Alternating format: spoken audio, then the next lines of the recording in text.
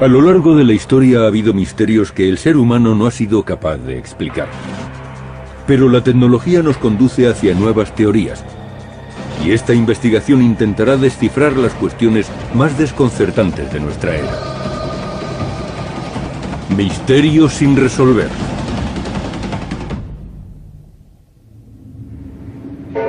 ...31 de agosto de 1888... ...3 de la madrugada...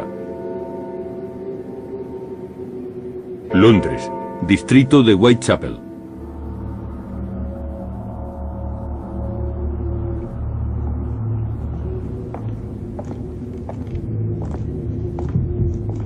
Una mujer camina sola por la calle.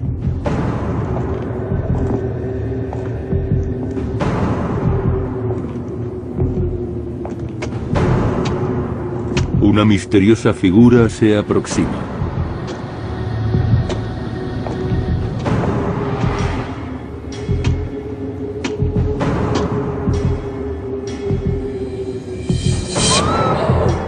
El atacante la estrangula hasta dejarla inconsciente. A continuación, saca un cuchillo de 30 centímetros.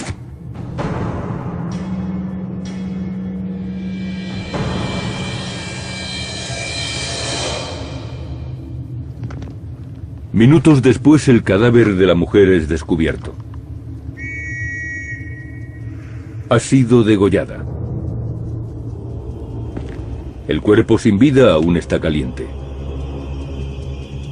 Es obra de Jack el Destripador. Pero ¿quién era en realidad este asesino?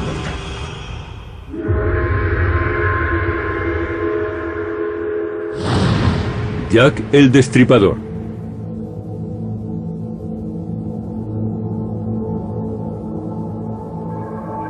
Acechando en las sombras, siempre consiguió ocultar su identidad. Jack el Destripador cometió varios crímenes, pero nunca fue capturado. El asesino en serie más famoso del mundo cometió sus crímenes a finales del siglo XIX en las calles de Londres. A lo largo de 3 meses acabó con las vidas de al menos 5 mujeres. Pero se cree que pudieron ser hasta 11. Después, el asesino se llevaba los órganos internos como trofeos. La policía buscaba a una persona con conocimientos de anatomía y de prácticas quirúrgicas. Aquel asesino había sido capaz de extraer los órganos limpiamente en la oscuridad.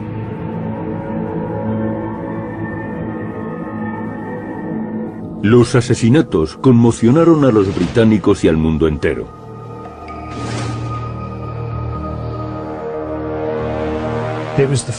Fue el primer asesino en serie conocido internacionalmente. Su nombre, Jack el Destripador, le hizo muy popular. Pero el Destripador nunca fue atrapado. El asesino sencillamente desapareció.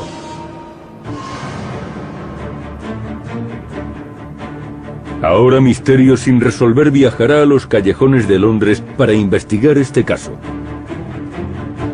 Nuestro equipo examinará algunos indicios que apuntan a 2 nuevos sospechosos. En primer lugar, el médico norteamericano Francis Tumblety. Y la segunda alternativa es aún más sorprendente. Una mujer llamada Mary Percy. Vamos a comprobar si Percy podría haber tenido suficiente fuerza física como para cometer aquellos asesinatos. Bastan 5 kilos de presión para dejarla inconsciente.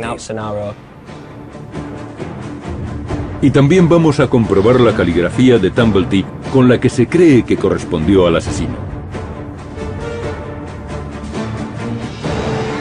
Comprobaremos las posibles trayectorias que el Destripador siguió para huir. Definiremos un perfil psicológico del asesino y compararemos las pruebas relativas a cada sospechoso con dicho perfil.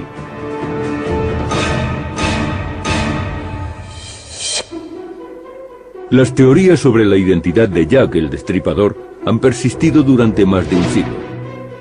Se barajaron varios nombres, desde Lewis Carroll, el autor de Alicia en el País de las Maravillas, hasta el famoso pintor impresionista Walter Sickert. Más extraño aún fue el rumor de que la familia real estaba implicada. Se sabía que el príncipe Alberto Víctor, nieto de la reina Victoria, frecuentaba los barrios bajos en los que se cometieron los crímenes. Según un rumor, Alberto había tenido un hijo con una joven de la zona, y la reina ordenó que toda mujer que supiese algo de aquel niño fuese silenciada. Pero la teoría más insólita es que Jack el Destripador ni siquiera era un hombre. Ha habido teorías, incluso en la época de los crímenes, que no hablan de Jack, sino de Jill, la destripadora. Sí, son conjeturas, pero la policía nunca pensó que fuese una mujer. Sin embargo, en 2006, un científico australiano, experto en ADN, analizó la saliva de una carta. Supuestamente fue enviada por Jack el Destripador, pero algo parecía indicar que la persona que había cerrado la carta era una mujer. El equipo sigue el rastro de los indicios aportados por esta prueba. Brent Hervey está decidido a desenmascarar al destripador. Es uno de los mejores psicólogos criminalistas del mundo.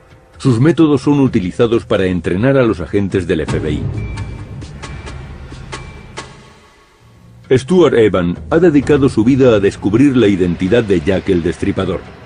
Este antiguo oficial de policía británico es experto en este caso.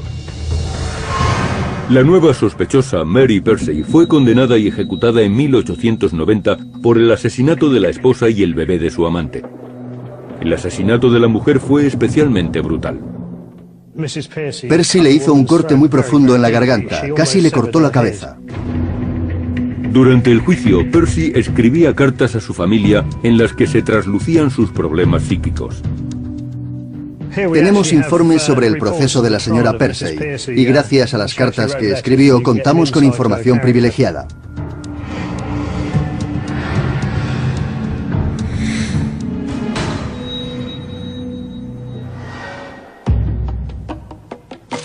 Escena del crimen de Nichols, Back Row, Londres. Antes de investigar a los sospechosos, el equipo tiene que construir un perfil psicológico del criminal. Comienzan en el lugar del primer asesinato. Ni las fotografías ni las descripciones son fiables. Tenemos que ir al lugar de los hechos para hacernos una idea del espacio y las distancias. Víctima número 1, 31 de agosto de 1888, Mary Ann Nichols. Mary Ann Nichols fue encontrada a las 3:45 de la madrugada. Apareció en una calle residencial llamada entonces Bucks Row. La víctima tenía 2 profundos cortes a cada lado del cuello que casi le habían desprendido la cabeza. El abdomen había sido abierto violentamente con un cuchillo de hoja larga.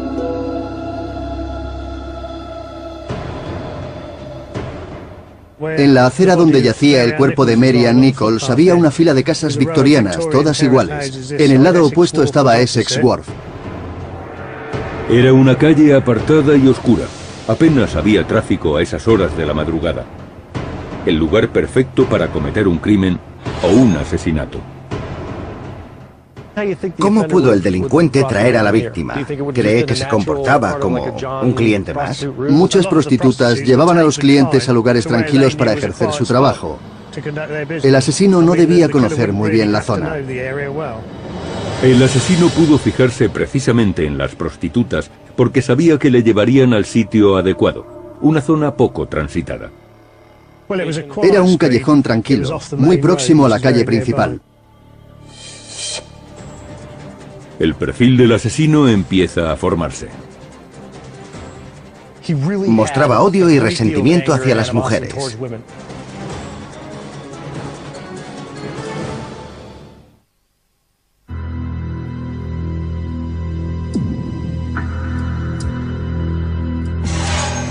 Nuestro programa está investigando la identidad de uno de los asesinos más famosos de la historia, Jack el Destripador.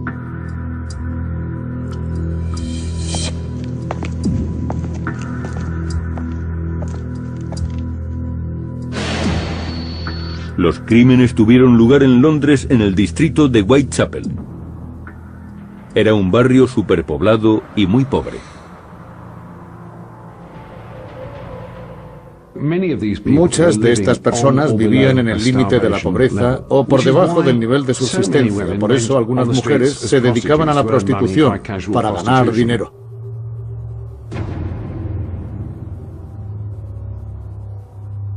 Los cadáveres empezaron a aparecer en las calles y el pánico se apoderó del vecindario. Los periódicos londinenses alimentaron la histeria. Competían por publicar los detalles más morbosos de los crímenes y del posible asesino. El caso estaba rodeado de sensacionalismo. Los crímenes comenzaron poco después de que apareciese una nueva tecnología de impresión. Ahora, los periódicos podían ilustrar sus historias y asustaban a la gente con escabrosos dibujos.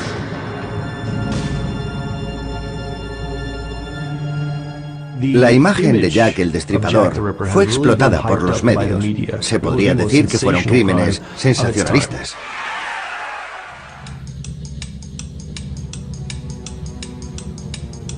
Poco después de los crímenes empezaron a aparecer en los periódicos cartas atribuidas al asesino. Muchas de ellas eran invenciones de periodistas sin escrúpulos, pero en una, el autor de la carta se llamaba a sí mismo Jack el Destripador, y el nombre quedó acuñado. Una vez que tuvieron un nombre, los periódicos ya podían imaginar una personalidad para el asesino y explotaron esa posibilidad. Una carta con fecha de 15 de octubre se dio por auténtica.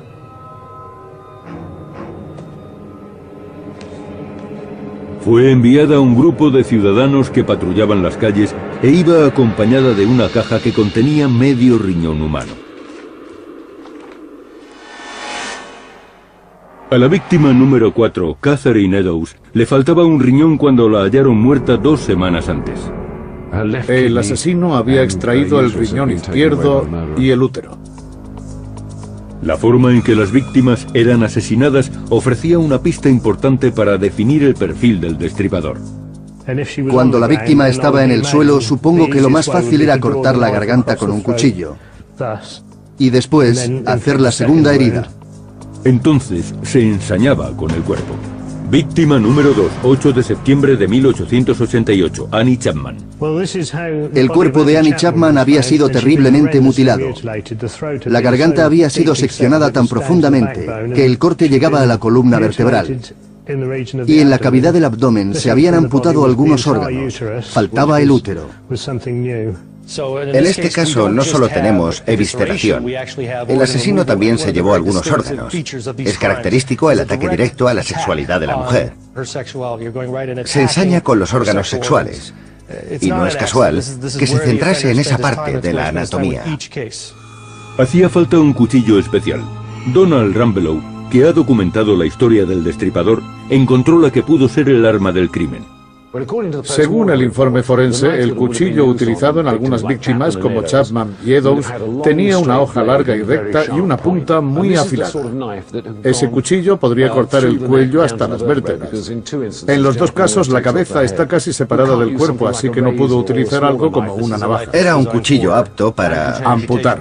Amputaciones. Cortaba los tejidos con rapidez, después hacía el resto del trabajo y se marchaba. La utilización de un cuchillo de cirujano podía dar pistas para identificar al asesino. Una creencia que se extendió en 1888 y que todavía perdura es que el asesino tenía conocimientos médicos. Para realizar aquellas mutilaciones eran necesarias unas nociones básicas de anatomía. Y casualmente, el sospechoso Francis Tumblety parecía tener los conocimientos médicos necesarios. En alguna ocasión mostró sus diplomas, pero probablemente eran falsos. Trabajaba como médico naturista, una especie de curandero. Tumblety nunca fue señalado como sospechoso, pero una oscura carta, hallada en las oficinas de Scotland Yard, lo relaciona con los asesinatos de Whitechapel. Fue escrita muchos años después de aquellos crímenes. ¿Qué fecha tiene esa carta? Fue escrita en 1913. Yo no sabía quién era Tumblety. Creía haber leído todo lo que se había escrito sobre el tema y de pronto apareció ese nombre. Era un descubrimiento revolucionario. No hay ningún documento sobre Tumblety. En los libros que tratan este tema no aparece ese nombre. La carta se encontraba en la División Especial de Scotland Yard, una unidad del Servicio de Inteligencia. Sus archivos están permanentemente cerrados, pero nuestro equipo ha descubierto otros documentos, incluida la única fotografía conocida del sospechoso. A Tumblety le gustaba llevar ropas militares, pero no hay noticias de que alcanzase un rango significativo. Es un uniforme desconocido y un casco de estilo prusiano. Tiene una esclavina de piel sobre los hombros, la Legión de Honor y otra medalla en el uniforme. Se trata de un atuendo militar.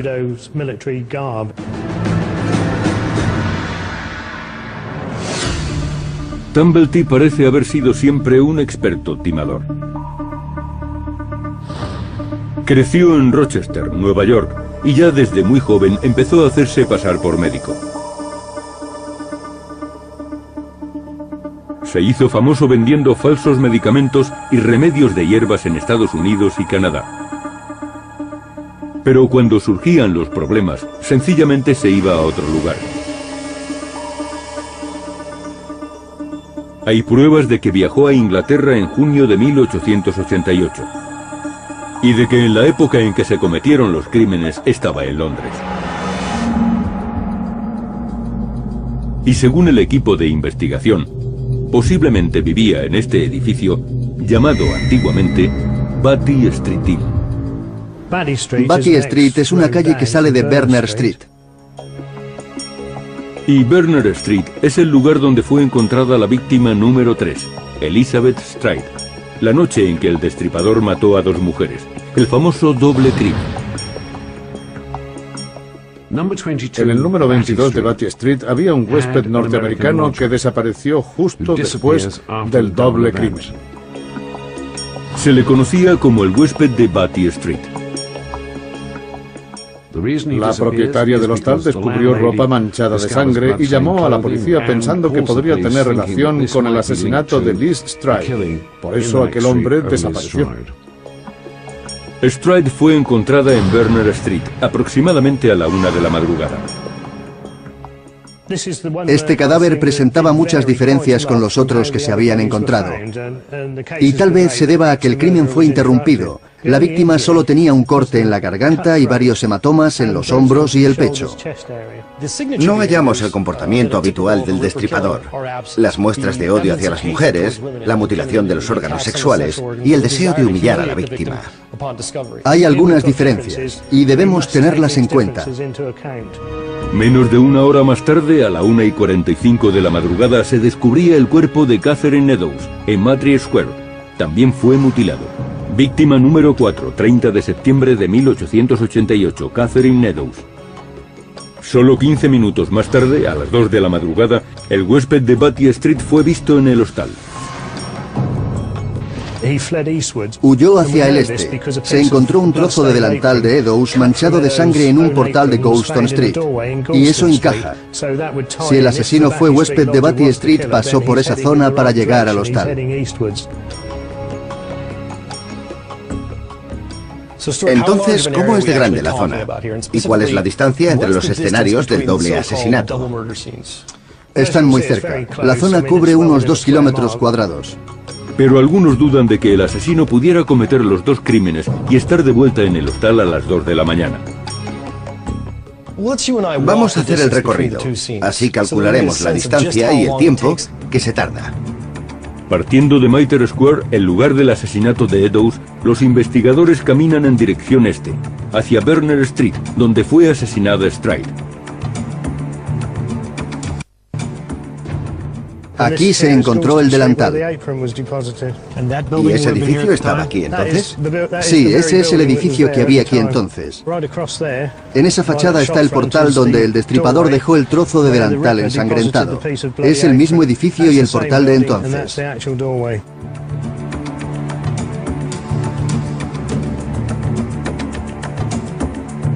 El trayecto dura menos de 15 minutos.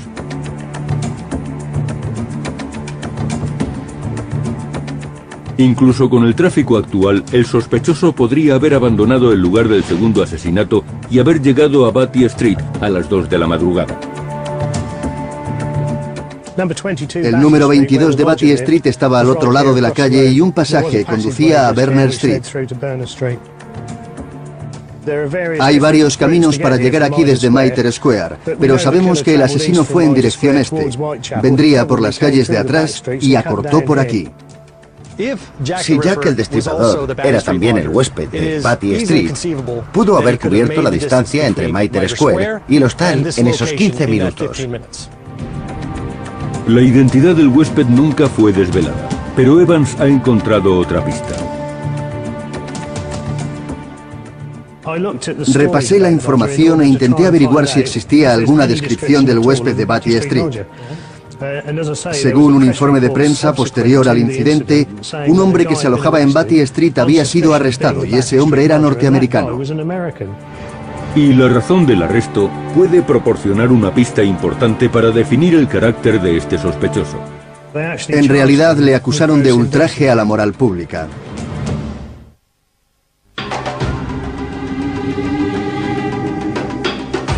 Misterio sin resolver está en Londres investigando el caso del asesino en serie más famoso de todos los tiempos, Jack el Destripador. El equipo está construyendo el perfil criminal del asesino. Estudian el comportamiento de 2 nuevos sospechosos.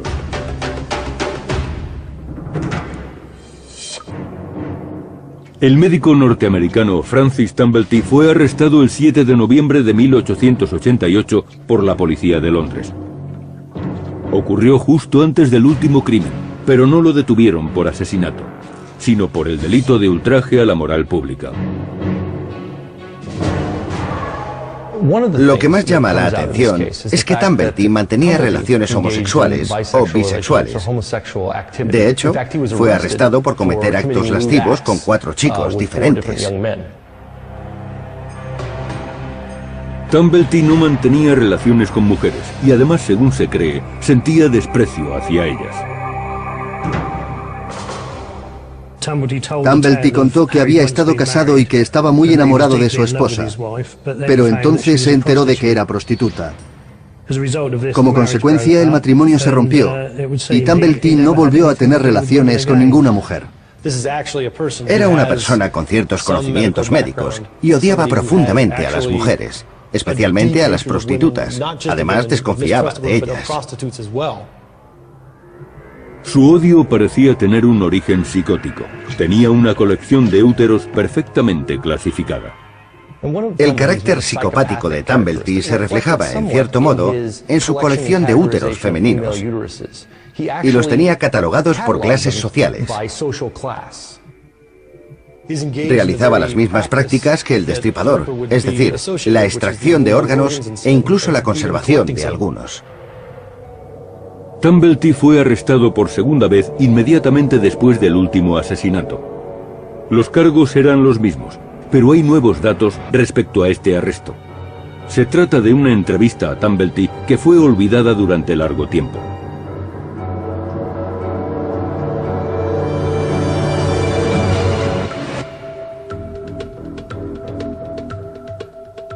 La entrevista de Tumblety fue realizada en enero de 1889. Admite que estuvo en Whitechapel y que fue arrestado como sospechoso de ser el destripador. Por tanto, estuvo en la zona de los crímenes cuando estos se cometieron. Por supuesto, no admite ser el asesino, pero sí que lo detuvieron como sospechoso. Exacto. La policía tampoco pudo conseguir ninguna prueba concluyente para detenerlo. Intentaban evitar que se escapase y finalmente le acusaron de ultraje a la moral pública. Pero aquello quedó oculto en los archivos policiales durante más de un siglo. Por supuesto, nada de esto demuestra que Tumblety fuese el destripador, pero son indicios que apoyan esa teoría y confirman nuestra idea de que fue considerado sospechoso de los crímenes. Tumblety quedó en libertad bajo fianza el 16 de noviembre y salió de Londres inmediatamente. Regresó a Estados Unidos con un nombre falso, Frank Townsend. Se cambió de nombre y cogió un barco. Eso indica que trataba de huir, que intentaba ocultarse y que no quería ser descubierto. Pretendía pasar desapercibido. Y aunque esta reacción no prueba que Tumblety fuese culpable, es obvio que sabía que le perseguían. Y eso le preocupaba. Hay pocas pistas sobre su paradero en Estados Unidos después de su huida. Pero un periódico informa de su muerte en San Luis en 1903 a causa de una dolencia cardíaca. Considerando sus antecedentes y su carácter, hay algunas cosas que me llaman la atención. Creo que habría que pensarlas más detenidamente.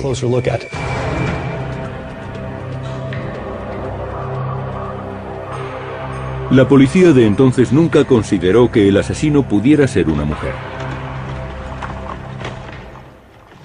Desde que se cometieron aquellos crímenes, han circulado teorías que afirman que no fue Jack, sino más bien Jill, la destripadora.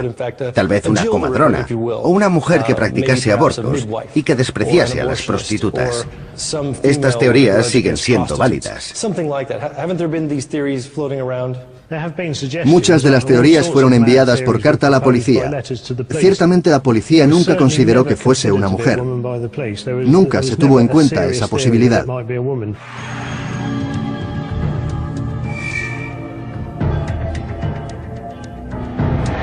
Pero eso cambió en 2006 cuando una prueba de ADN en el engomado de una de las cartas del destripador sugería que había sido escrita por una mujer. Brent Harvey investiga primero si una mujer podría tener la fuerza suficiente para llevar a cabo unos asesinatos tan violentos.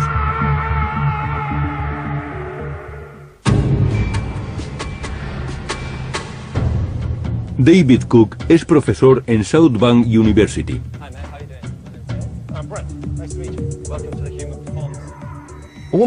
¿Cree que una mujer como Mary Percy podría derribar y matar a las víctimas de este caso?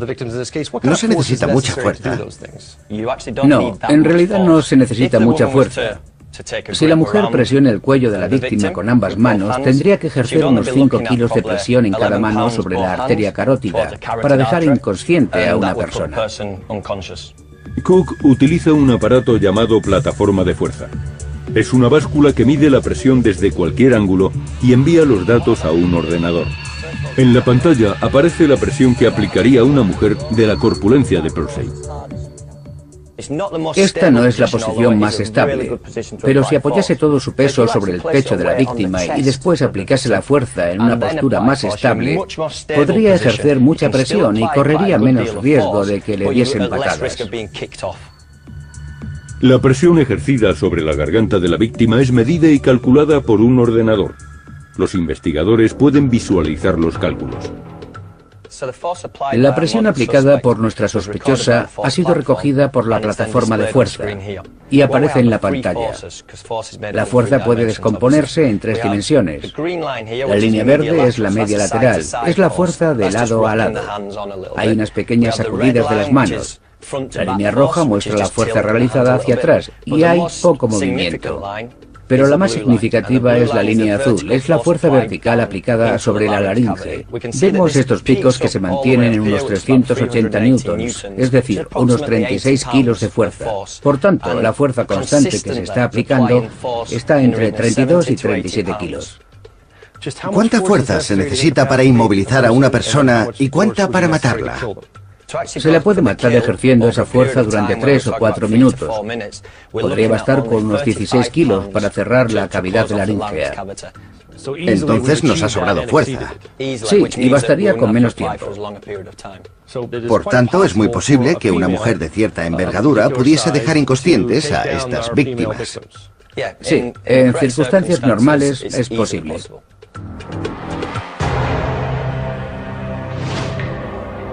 El doble asesinato por el que se condenó a Mary Percy tiene algunas similitudes con los crímenes del destripador.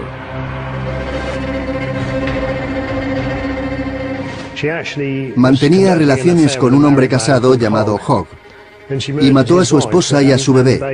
Fue un asesinato increíblemente violento y lo llevó a cabo en su propia casa. Según algunos, mostró una actitud similar a la que mostraría un asesino en serie. En la época victoriana esta era Priory Street. ¿Y ya existía este edificio? Sí. Al otro lado de la calle está el edificio donde Percy cometió los crímenes. Esa es la entrada de la casa de Mary Percy, y debió de sacar el carrito del bebé por esa puerta.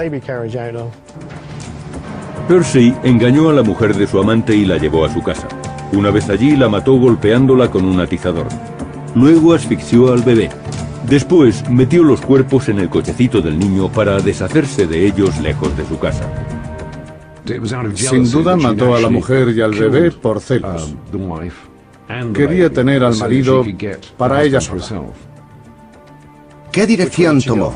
Saldría a la calle y pasaría bajo el puente del ferrocarril, que aún sigue ahí. El cuerpo de la mujer fue hallado con un profundo corte en la garganta, como en los casos del destripador. Pero Percy fue capturada, y los informes sobre su proceso explican el motivo de las heridas. Le cortó la garganta por una razón práctica. Tuvo que acomodar el cuerpo de la mujer en el cochecito para hacerlo desaparecer de la escena del crimen. Y haciendo un corte profundo en la garganta, pudo colocar la cabeza de forma que entrase. Pero en el caso del destripador, el corte en la garganta era lo que provocaba la muerte. Sí, así es. Después, la investigación se centra en las pruebas escritas, tanto del asesino como de Francis Tumblety. Ninguna carta encaja con los crímenes, excepto una de ellas.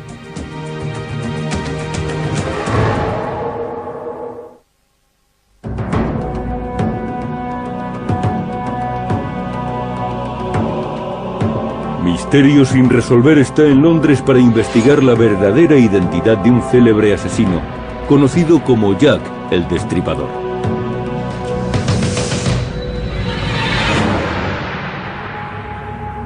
Las autoridades recibieron cientos de cartas que decían pertenecer al responsable de los crímenes.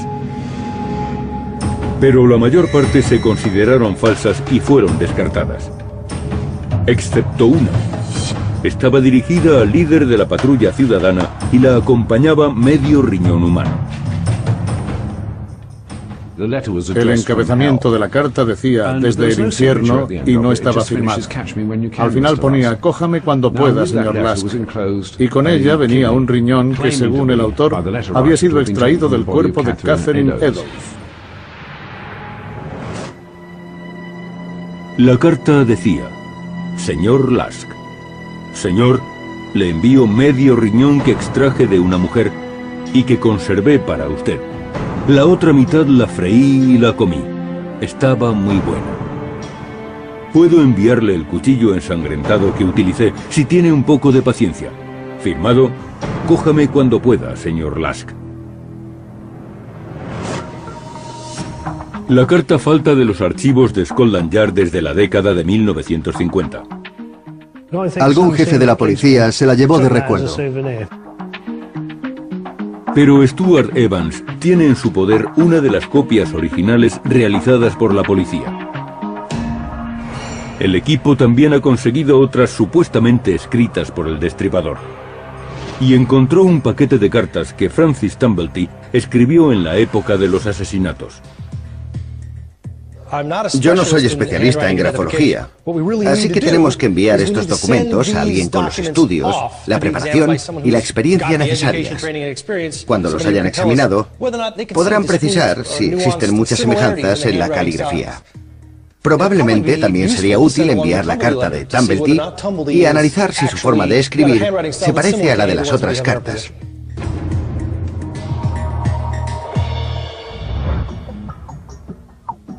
Michelle Dresbold es forense, experta en grafología. Ha trabajado en numerosos casos estudiando tipos de escritura y perfiles de personalidad. Dresbold analizó varias cartas que supuestamente procedían del destripador para determinar cuáles eran auténticas.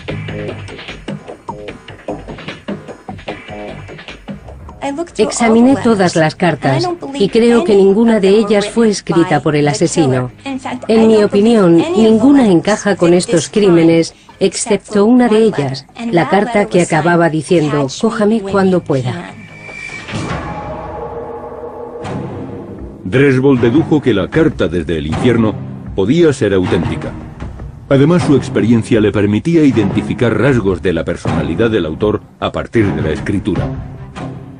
Yo busco determinadas características en la forma de escribir. Se analizan detalles muy precisos, como la parte inferior y las curvas de la base de las palabras.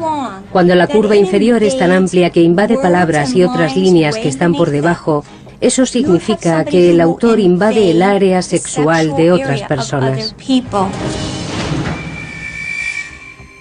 Dresbol también ve indicios en la pronunciación de las palabras. Una de las cosas que analicé fue la forma de escribir las palabras. Muchas estaban escritas del modo en que se pronuncian. Tenemos las palabras Mr., Prasad y Tather. Tather era una contracción irlandesa. Prasad era la forma en que un irlandés escribiría fonéticamente la palabra. Esto indica que el autor de la carta tenía ascendencia irlandesa.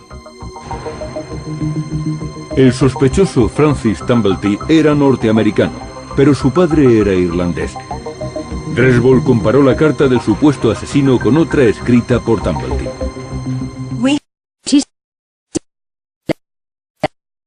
De Tumblety. Más semejanzas de las que se deberían encontrar si se tratase de dos personas diferentes.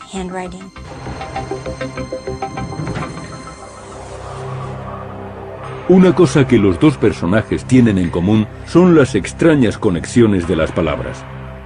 En la carta desde el infierno, el asesino une la I con la palabra siguiente de un modo extraño y nada habitual. Tumblety une muchas palabras con la palabra siguiente, igual que ocurre con esta I. Se trata de conexiones muy poco comunes.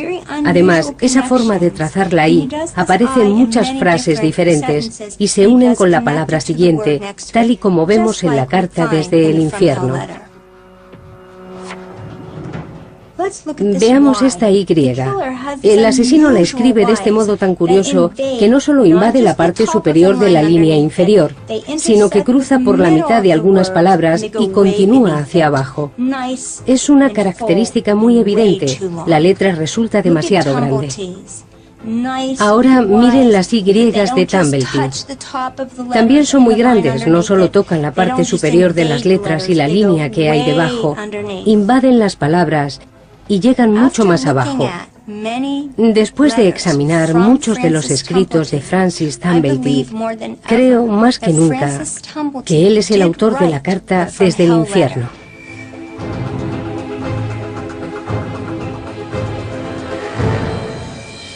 A continuación, Brent Harvey revela el perfil que ha realizado de Jack el Destripador. He revisado todas las pruebas y el material disponible en Whitechapel, donde tuvieron lugar los crímenes. Y este es el perfil que se ha definido.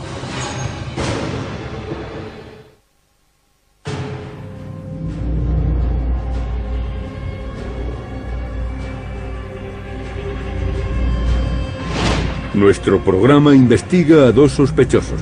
Intentamos desvelar finalmente la identidad del más célebre asesino, Jack el Destripador. Este experto en creación de perfiles criminales cree que puede determinar quién fue el verdadero asesino. Utiliza técnicas forenses modernas. Este fisiólogo cree que una mujer pudo cometer los asesinatos. Este exoficial de policía opina que pudo ser un médico norteamericano.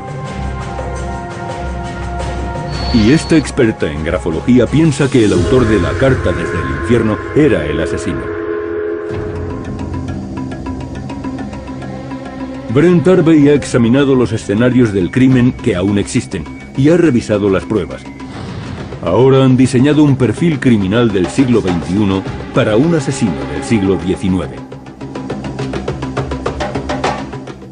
He revisado todas las pruebas, testimonios y material disponible en la zona de Whitechapel, donde tuvieron lugar los crímenes. Y este es el perfil que hemos definido.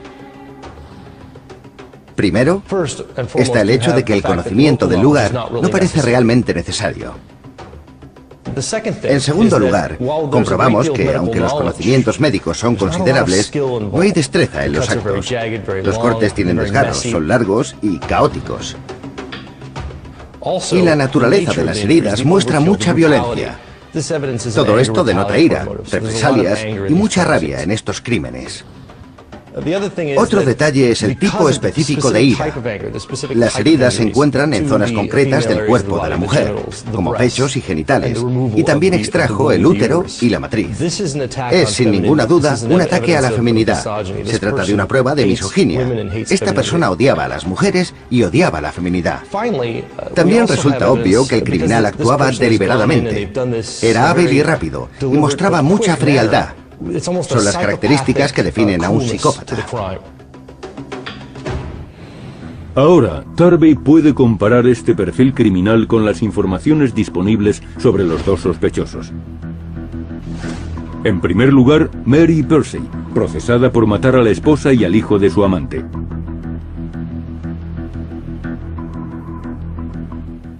El conocimiento del lugar no es tan importante, y Percy vivía a más de 6 kilómetros de Whitechapel. Respecto a las mutilaciones, vemos que se requieren conocimientos médicos, y no hay pruebas de que Mary Percy tuviese experiencia médica de ningún tipo. En el caso de su crimen, Mary Percy actuó por celos y por venganza, pero se trataba de un motivo determinado, dirigido hacia unas personas muy concretas.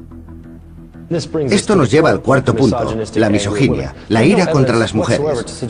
No hay nada que sugiera que Mary Percy odiase a las mujeres en general. Al cometer aquel crimen, no trataba de humillar a nadie. Fue una expresión de ira por un amor no correspondido. Y llegamos a la última característica, la ejecución fría y tranquila de los crímenes. Esto no encaja en absoluto con Mary Percy, que demostró ser una persona extremadamente emocional. El carácter de Mary Percy no encaja con el perfil criminal de Jack el Destripador. El comportamiento de Mary Percy es el de una persona obsesiva. Su crimen fue casi un hecho aislado.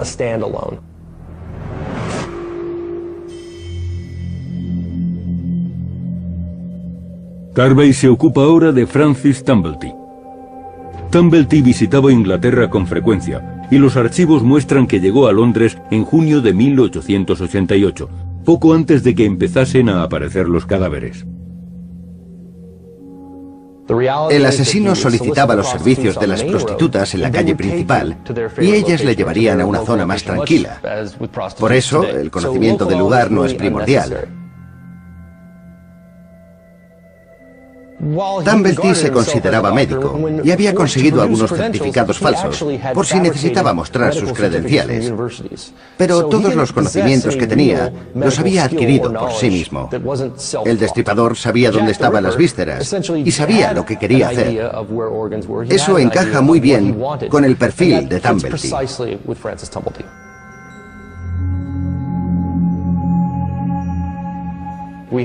Muchas fuentes hablan de su odio hacia las mujeres. Y esto nos lleva directamente a otro punto importante del perfil. Jack el Destripador era una persona con deseos de venganza, que odiaba a las mujeres y la feminidad. Esto también encaja con Francis Tumblety, que sentía desprecio por las mujeres, y no le importaba demostrarlo abiertamente. Por último, Jack el Destripador era un delincuente tranquilo, frío y metódico. Tumblety no solo coleccionaba úteros de todas las clases, sino que también los organizaba por clases sociales. Este es el comportamiento típico de un psicópata que consideraba a las mujeres como objetos. El perfil que Tarvey ha hecho del carácter de Francis Tumblety parece encajar perfectamente con el perfil criminal de Jack el Destripador. Parece que Francis Tumblety es uno de los principales sospechosos de estos crímenes.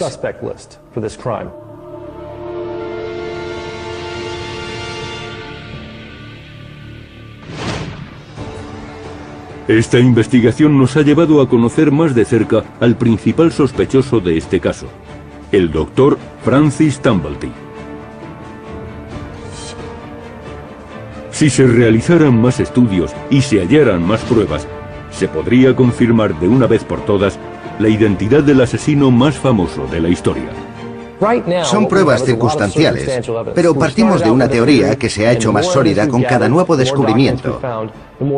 Nada es definitivo, nada demuestra que Tumblety sea Jack el Destripador, pero tampoco hay nada que demuestre que no lo sea.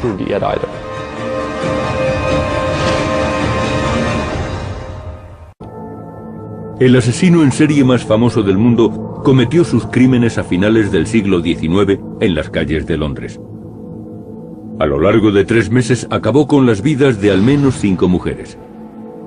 Pero se cree que pudieron ser hasta 11. Después, el asesino se llevaba los órganos internos como trofeos. La policía buscaba a una persona con conocimientos de anatomía y de prácticas quirúrgicas. Aquel asesino había sido capaz de extraer los órganos limpiamente en la oscuridad.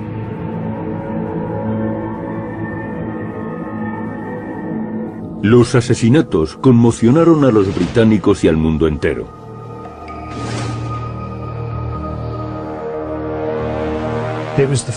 Fue el primer asesino en serie conocido internacionalmente. Su nombre, Jack el Destripador, le hizo muy popular. Pero el destripador nunca fue atrapado. El asesino sencillamente desapareció.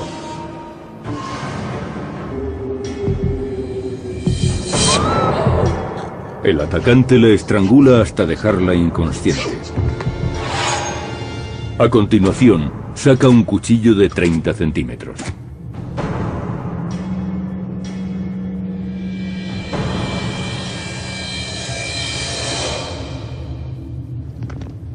Minutos después, el cadáver de la mujer es descubierto. Ha sido degollada. El cuerpo sin vida aún está caliente. Es obra de Jack el Destripador. Pero ¿quién era en realidad este asesino?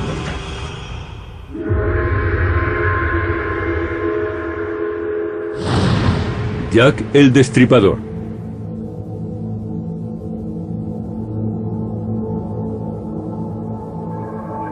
Acechando en las sombras, siempre consiguió ocultar su identidad. Jack el Destripador cometió varios crímenes, pero nunca fue capturado. Ahora Misterio sin resolver viajará a los callejones de Londres para investigar este caso. Nuestro equipo examinará algunos indicios que apuntan a 2 nuevos sospechosos. En primer lugar, el médico norteamericano Francis Tumblety. Y la segunda alternativa es aún más sorprendente. Una mujer llamada Mary Percy. Vamos a comprobar si Percy podría haber tenido suficiente fuerza física como para cometer aquellos asesinatos. Bastan 5 kilos de presión para dejarla inconsciente. Y también vamos a comprobar la caligrafía de Tumblety con la que se cree que correspondió al asesino. Comprobaremos las posibles trayectorias que el destripador siguió para huir. Definiremos un perfil psicológico del asesino y compararemos. A lo largo de la historia ha habido misterios que el ser humano no ha sido capaz de explicar. Pero la tecnología nos conduce hacia nuevas teorías. Y esta investigación intentará descifrar las cuestiones más desconcertantes de nuestra era. Misterios sin resolver.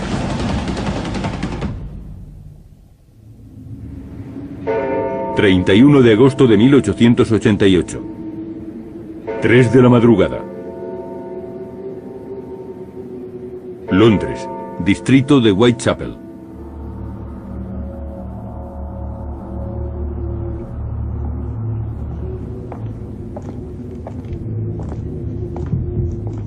Una mujer camina sola por la calle.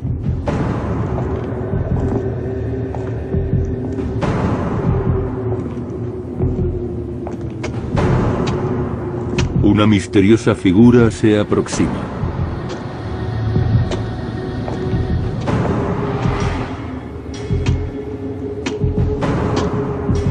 pruebas relativas a cada sospechoso con dicho perfil.